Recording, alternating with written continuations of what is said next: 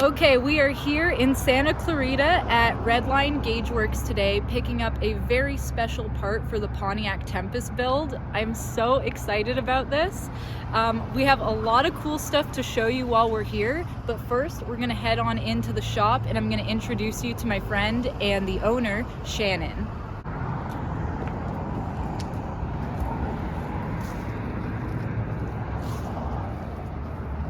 Okay guys, I'm here with Shannon, owner of Redline Gauge Works. You want to tell them a little bit about what you do, what you work on? Well, we typically restore instrument panels for classic cars, muscle cars, street rods, hot rods, and what's real popular right now is doing conversions on the gauges so that they'll function with modern drivetrains. So LS swaps, the Gen 3 Hemi swaps, Coyote swaps. We'll take any instrument panel from pretty much the mid-20s all the way up to the mid-80s and can do conversions on them, restore them. We can change the artwork to look however a customer wants, you know, kind of stuff like that. Very cool. Been doing it for going on 30 years. Yeah, I started in 1988. So I've been doing it a long time. That's before I was born. It is. Well, we came out here because Shannon had ordered us a really special part for the Tempest build, and actually I bought the Tempest from you. My father-in-law. Renaud, yeah. But Shannon was the one who kind of showed me the car, and we might go check out the lot where we got it from. But right here, sitting on the floor, are some special gauges. Maybe pop this open real quick. Yeah. I didn't open it just for this reason. Oh my gosh. Of everything for the build, I have to say this was like, I was just so like excited to see. Yeah, Dakota Digital has just done such an amazing job with their RTX line, so the retro line. It just, the gauge panel at first glance looks just like a factory one. It doesn't look anything different, you know. Yeah. You have to, until you turn the key on, then you turn the key on and see all the cool illumination. And I think this is your BIM module too, so Oh yeah, we need that. make everything function without. I mean, this is what I'm going to be staring at most of the time anyway, behind the wheel. It's commonly overlooked too, especially in the restoration community. You'll see guys restore a car, everything, interior, and then not do the gauges, you know? You look at the gauges, you have broken pointer and faded artwork. Yeah. So this is a commonly overlooked thing. And either we can Wow. save weight. Oh my gosh. So there they are. Yeah, they look factory. Maybe Should you we want to pull peel the that off? cover? Yeah, might Yeah, as you well could just probably show put it me. back on. Yeah, we can put it in the plastic bag. Wow. Hold it right there. These are so nice. That's cool. And these can illuminate in any color you want them to, what they right? call chameleon lighting, so you can just choose whatever color you want. You can do the factory kind of a greenish blue color that they lit up originally, or you can do full white or red, or you know, if you're in a bad mood, you do red. Yeah. These are so nice. Yeah, wait till they're illuminated. And I remember the dash in that car is really good. Like, It it's in good is. shape. It's so good. It'll fit right in there. That's why I was like, you know what? I have to like go above and beyond on the dash setup, and like even now we're doing like vintage air on it, so we have like the switch to kind of look factory, and I did like a factory looking stereo. Fuel injection, AC. That's not you. It's Come not on. me. You're growing up. And then, Yep. About time. since if the camera's still on, we got this little doohickey that I set aside for you. What is that, a race track? It is a slot car set. Oh, a Pontiac Trans Am no slot way. car set. It's like Christmas over here. And it's old AFX and it's vintage, and I think it's missing the cars. But just the box alone was so cool, and my friend had it. He was gonna toss it. He's like, I'm just gonna toss it. Had one I of was those. like, no, I know who would want it. Oh, that's cool. See how sick that is? The Firebird Fever. Isn't that cool? Yeah, you showed me pictures of that a while back, but now we have That's the cool. Dukes of Hazzard one and this. So it's got like Awesome. the old instruction it's manual, old. so it is missing the cars, but I think most of the track's there. Yeah. But just I'll to have order the box. cars. Oh. I just recently got, for a slot car set that I have, a Smokey and the Bandit car and a General Lee. So when they're racing around the track, Oh, it's it's those two both of cars. them? Nice. That's sweet. Kind of cool. Yay. When do you think this was made? You know what? It doesn't have a UPC code on it anywhere, so it's before UPC codes. So my guess is, 70s. It said I saw 77 on that pamphlet on the inside. I don't know if it's instructions, but that's probably what it is. Yeah, because it's probably when the cars were new. Yeah, because these are like 79 to 81, like this year. So it would have had to have been like 70s. This is it's so cool. Sweet. Yeah, to me, I would like tape the box shut and then just display it. Honestly, we might. Or you could put it together. I need a hunt for the cars though. I'm gonna look for them.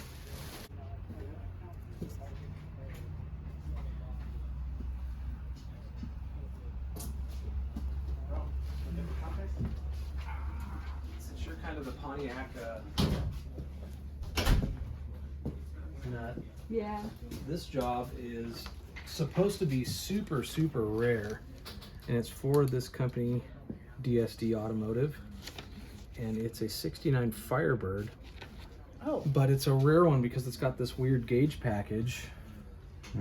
And he sent me this factory tachometer that he found, but it didn't fit in the housing. The housing just had a big fuel gauge. So we totally modified the housing and fit the tachometer in an area where it was supposed to have just a fuel gauge, and then he wanted it to be 200 mile per hour, so we made the artwork 200 mile per hour. And that's all digital inside? The tack is all electronic with modern internals. And then we just put a factory replacement circuit board on it. All the lights are going to work just like how they did. That's so cool. I've never seen that before. Yeah, I guess it's really rare. I guess there's only the 1 year or 69 that they even offered a package like this. Listen, I wonder what it's called because Danny's working on like a customer car. It's a 69 Firebird. Yeah. And I'm just wondering like what would you have had to order to get that? I don't know. package. I talked to him about it. Maybe it was like the Formula car. something. So That's so cool. yeah, he wanted to. It's totally custom, but I guess it's some. The tack alone, he said, was probably worth like $1,200 just the tack by itself. Because he bought an NOS tack for us to just kind of destroy it to fit it in here, but that's kind of cool. So when you do a job like this, how long does it take you guys like start to finish? So this job, we got the deposit for it. Let's see, on 5/17/2022. Okay. And we just finished it. So it's been here a while. But they were a little indecisive about some of the stuff that they wanted done, and we had to go back and forth with them on certain things. How has the supply chain issues been for you guys, like in terms of parts? It's been brutal just on the Dakota Digital side mostly because they're so backed up. You know, we ordered this panel for you even 5 months ago or 4 months ago. Yeah, it was a while. Yeah, it was kind of a while ago. But for what we do, the company Speed Hut that we get all our internal parts from, they're based out of Utah. They make everything in-house, so they're not waiting on anything. Oh, that's good. So the stepper motors, all the electronics, all that stuff we get. So we've been fortunate to not have to mess with that too much. The gauges that she has for her car, are those like a new, are those new to the market? They've been out for a while now, but yeah, the RTX? The RTX line's been out for over a year now, I think. Oh. Probably even longer than that. For the Pontiacs? No, not for the Pontiac. Yeah, so for the Pontiac, it's fairly new. Yeah, that one. Oh, okay. Because they have to determine what's, you know, there's so many customers that are like, it's got to be original. I can't do anything aftermarket. Yeah. So you don't want to make panels for those guys. Yeah. So it's got to be something where people are going to be like, hey man, I want to drive this thing. I'm 70 now. I need to be able to see the gauges. You know, they lit up horrible when they were new. So you got a lot of builders in that age range that got the money now to where they're paying these shops big money to build cars for them, you know. Yeah. And LS swap stuff is just, you know, I know so many people poo-poo it, but it's like, it just totally makes sense. I mean, come on, it doesn't leak, it doesn't smoke, it doesn't smell. Your clothes don't smell like burnt oil. You don't have to pump it.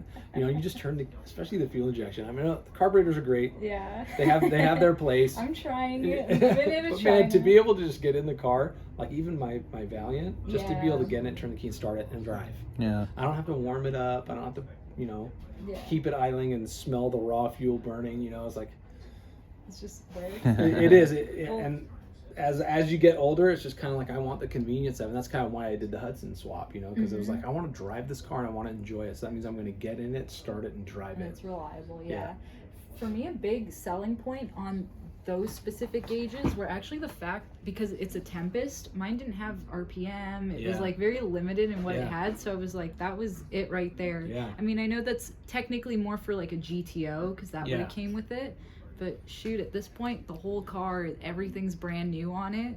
Like everything, as you've seen. Yeah, it's great. It's just a shell and a frame of the original car, but and you got some motors now too, right? So you got a block at least. Yeah, I have a friend dropping it off like early next week, but we have 2 LS3 blocks just sitting waiting for something. Cool. So yeah, guys, so I think what we're gonna do now is do a little tour of his shop and show you guys what they're working on right now.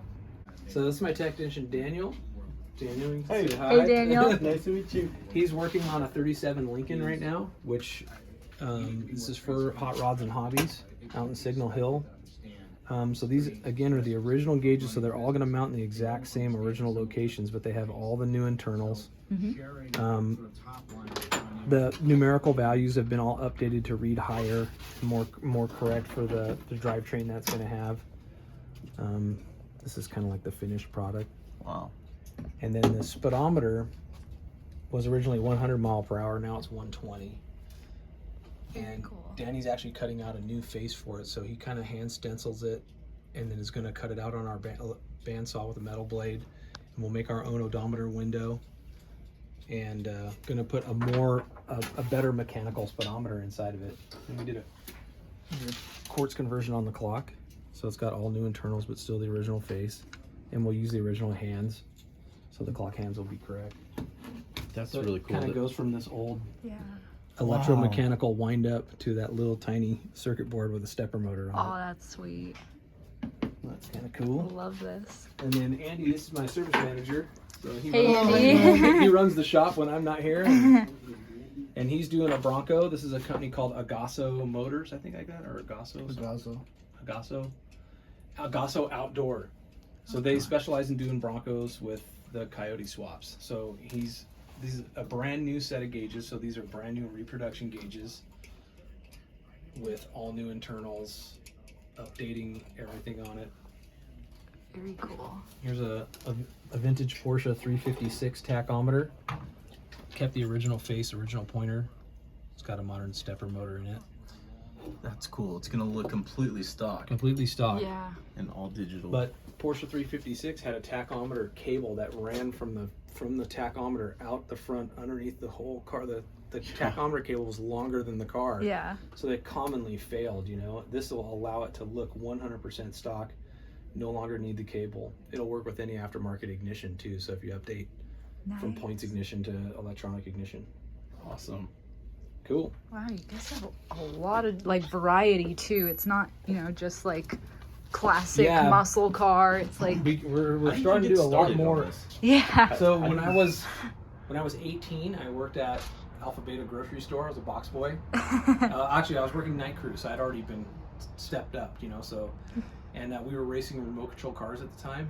And my buddy's dad owned North Hollywood Speedometer, and his mom, see if I remember this correctly, his mom was like, "Hey, he's really good at working on the little electric cars, Yeah.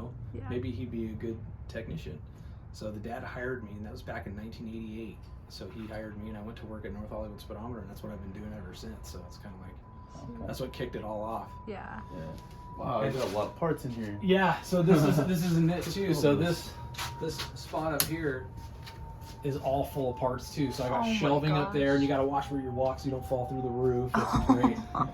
The house was built in the 20s. This is owned by my father-in-law. It was owned by his dad. So Grandpa Paul Values is the one that had this house built Now it's in a the shop. 20s, and now it's been converted it's to a a shop. Yeah, and it's just kind of like one thing led to another. You can tell we started off as like, hey, we're going to be organized and put everything in stock trays and label it. And then as it slowly went down, it turned into this. It's like, Yeah. it's like almost inevitable, It's like, But you're always getting mechanical parts, and then you don't use them really because Yeah. you're converting it all to digital mostly. So Exactly. So we save all the old mechanical parts because anytime you do need some, if the customer doesn't want them back, we'll save the Yeah. parts. Oh, And then so they'll sit people- on the shelf, and then if somebody else wants an original restoration, I got the Yeah. parts, Oh, Yeah, I nice. So that works out good. And then I have some Everything. shops that have gone out of business, and they've sent me all their stuff. So I have, vintage Stuart Warner gauge parts, you know, brand new in the box still. You know, it's like I don't even know what they're for. You know, it's like this is a speed cup for probably an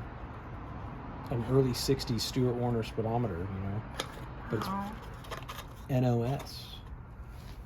We do a lot of Mopar stuff, so I would always save all the old cases. You know, we would buy back when you could buy, you know, parts pretty cheap. When we opened in 2003, you could go to the swap meet and buy the stuff for $25-$45 for a whole gauge cluster. Now they're $1,200 or $800.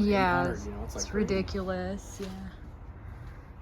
And let's see if we keep going out further. Okay. Again, this is a total mess. See some cool stuff happening here. Oh, this is actually my first time seeing this. Yeah, so this is my 35 Ford. I recently acquired it, and it's kind of a rat rod. I don't like to use that term because the car's actually really safe and drives really well, and it stops really good, and it handles great. Yeah. It's got a 383 stroker small block in it. Oh, sweet. And I just recently put these the old Lakester style headers on it. I love that. It's got a posy front end. It still has the banjo rear end with a drive shaft conversion. It's got a low car shifter. It's got some Stuart Warner gauges in it that I'm going to eventually put like an old Plymouth dash in it. And I'll get rid of the weird Egyptian carpet. And I was able to actually reissue some old plates that I found online. Oh, nice. And I went to the DMV and they just reissued them. So I put modern, you know, I put tags like on some plate that I made. Yeah. That's worked really good. I love the look of this thing, like that wheel tire combo with the body. Oh yeah. I really like it. And it's super fun to drive. It just drives great. You can go 70 miles an hour. It's got a 700 R4 in it, so it's oh got my overdrive. gosh, nice. It's got a cool little. Supposedly the body was found in a field in Arizona. Yep. And it has like, you know, kids probably shot at it with their guns or whatever. And so it's got like legit bullet holes. No blood inside, so I'm pretty okay, that's good. That's good. And then my father-in-law Renault found these seats down in the lot, and I have no clue what they were for. And they're kind of narrow, so I need to stay thin so that I can my butt will fit in it. Keep your race weight on. And I'm gonna have my upholstery shop make some pads for the bottom, and then I'm probably gonna put a pad here, and maybe something down on the back or one up here or something. I don't want to cover up the holes because they kind of make it look cool. So those are gonna go to the upholstery shop. Very cool. What's that? That came out of an auto shop, a local high school auto shop. That they don't have auto shop anymore. So Nope. my high school auto shop teacher, Mr. Newman from Hart High School, brought it here and dropped it off. He's like, I don't have the heart to throw it away. So Renault's probably going to put it in the museum at the Melody Ranch Museum. Oh, nice, nice. Yep, this is cool. It's cool. Then you want to look at the Hudson? Yes, I do. The main Got attraction. this nice hamster mobile for sale. Anybody needs a Kia Soul? I can't remember. Was this here last time I was here? No, I think it was at the shop getting the motor put in. That's true. I saw a ton of pictures of it though. Yeah. So, kind of want to go over the build on this thing? So I bought this back in like 1996. It came out of a museum in New Mexico, and it didn't have any of the artwork on it. It was just a red two-door Commodore, and it was still 6-volt. It was a running driving car, but the body was pretty much how you see it. And my whole idea was to make it look like a NASCAR, this is before the Cars cartoon or anything like that. So yeah. So I found an old NASCAR that had this cool writing on it, and I had a studio painter named Jim Ecker brush paint all of this artwork. So it's all hand brush painted. And we just changed it because I think the original number from the car that I went by was like 48 or something like that. So I changed it to 50 because the car's a 1950. And I put, my middle name is Samuel, so I put Sam Hudson because that's kind of like old school. Yeah. And it says Fabulous Hudson Commodore instead of Hornet because they raced the Hornets, they didn't really race the Commodores. So it's kind of got like my own little thing done to it. Twist on it. And I did side exhaust. Yeah, I see that. Took the fender covers off. I like the front I fender. took the fuel door off. So that's kind of like what they did. And the hood. This said something else, so I made it say Redline, New Hall, California. And then Twin H Power was a twin carburetor setup that Hudson ran back in the day. and I actually had one on the original Hudson motor. So I'm gonna mock up an air cleaner that makes it look like it still has. Still has it? I like that. I love the split windshield, by the way. Yeah, it's really cool. And that's the antenna. You move it around up Oh, so that the cool. radio would get better reception. So it now has a 4.0 six-cylinder out of the Jeep Grand Cherokee that's parked next to it. Oh, cool. So that was my uncle's car. Check engine light came on because of something with the evap system. He said it was running great, but he was afraid he couldn't register it anymore. He didn't want to fix it, so he just parked it. Had 135,000 miles on it. So we're gonna hope that it runs good. Had a local shop fabricate the motor mounts for it. He recessed the firewall a little bit so it could go back a little further. I got to do a radiator setup for it, finish the gas tank, plumb it, and then I have an electrician friend that's going to come and wire it for me. I sent the factory engine harness off to Hotwire, and they redid it so that it can be more for like a hot rod application. Yeah. Sweet. Wow, Yeah, it it's looks cool. really like clean. Yeah, it's exactly how I'm going to leave it. You know, I'm not going to paint the firewall or detail it. No. I want to drive it. I got a disc brake conversion for it too. So I'm Oh, gonna you do- also have that as well. Yeah, I'll do a disc brake. I I'm love going to the leave it letter. manual brakes, manual steering. The cars, believe it or not, these drive really, really good. So even when it was original running and driving, it just drove great. Yeah. It's a really good looking car.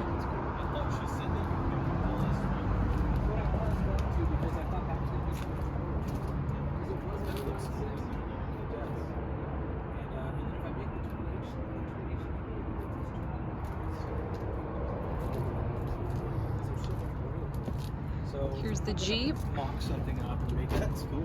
Is that what she looks? Yeah, this is the handle to lift it up. Oh, So okay. you do this and use this to lift it up. Sweet. So I cut a hole in the floor. My pattern wasn't quite exactly how it should have been, so I'm going It's to have to okay. do a little extra cutting to have access to the fuel pump. Nice. The car's solid. Yeah. It's really rust free. It's got a little bit of crust going on, but nothing major. Love it. Oh, this thing's gonna be so cool cruising down the road. Oh yeah, It's gonna look It's got to run and drive this summer, so that's the goal. That's So the goal? By the time summer gets here, I want to drive it. That's my goal for the Tempest, so let's cruise Let's together. do it. Let's have a battle. Yeah. Who can get it done? Oh, man. And then eventually that's going to get, I want to do a Gen 3 Hemi swap on that. So just like a pull out of a Durango or a Dodge Ram or something like that, just a 5.7 Hemi with the 8-speed automatic. And I got a friend that'll convert the push button transmission so it'll actuate the 8-speed. He's already done it, so That's sweet. What year is it? 59. 59. Okay, I almost said And it's 50. the same year that the Christine was a Fury, so the movie Christine Yep. was the iconic for that body style. But this is a Belvedere, so it's kind of like the lower model. How do you imagine like it looking in the end, like paint wise? It's exactly how it is. I'm not. That's awesome. The roof, but I'm definitely going to redo the interior to make it really nice. Again, disc brakes. Yeah. This is already a power steering, power brake car, so I'm going to leave it power steering, power brakes.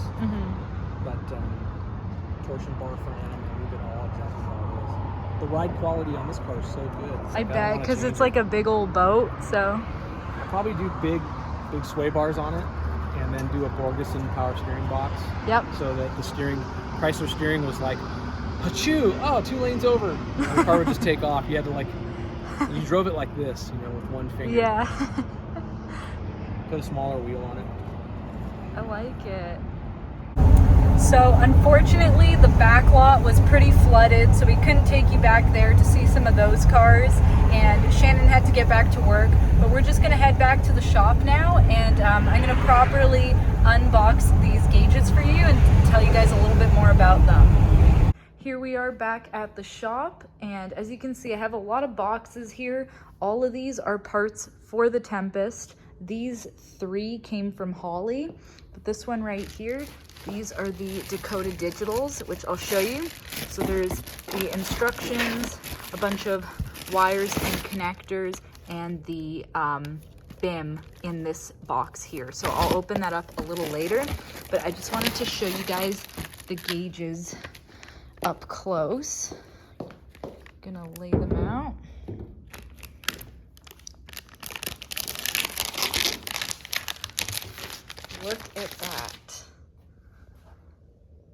These are way nicer than I could have even ever imagined. They look awesome. And so, as mentioned earlier, these are part of Dakota Digital's RTX line. So these are brand new, direct fit for, I guess, a 66, 67 Pontiac GTO, Tempest, or Lemans.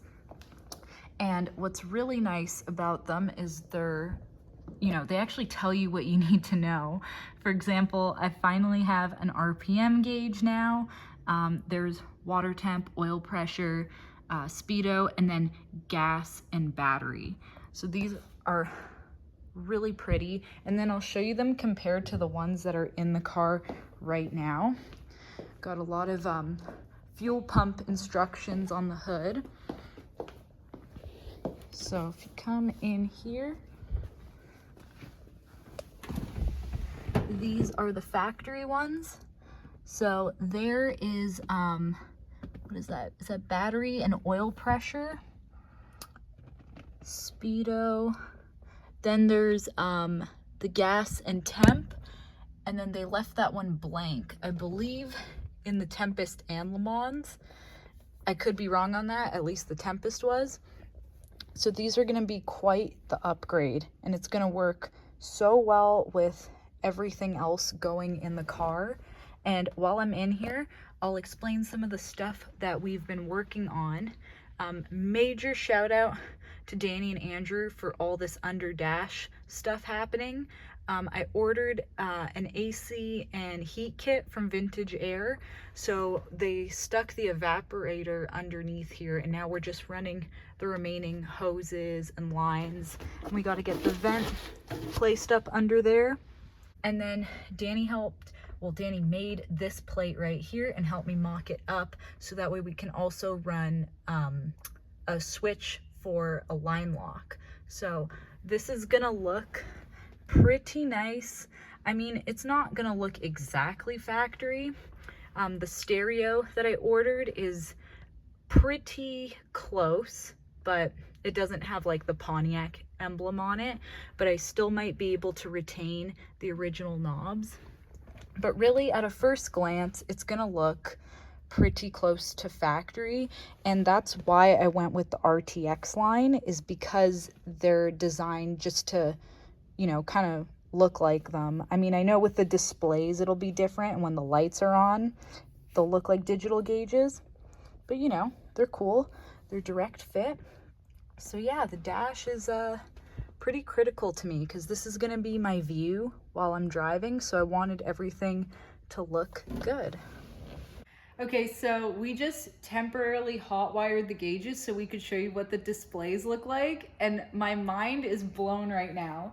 Look at this. Look at all the color options you have. You got the switch here. Yeah, you just click through. Look at this. What color? What is that?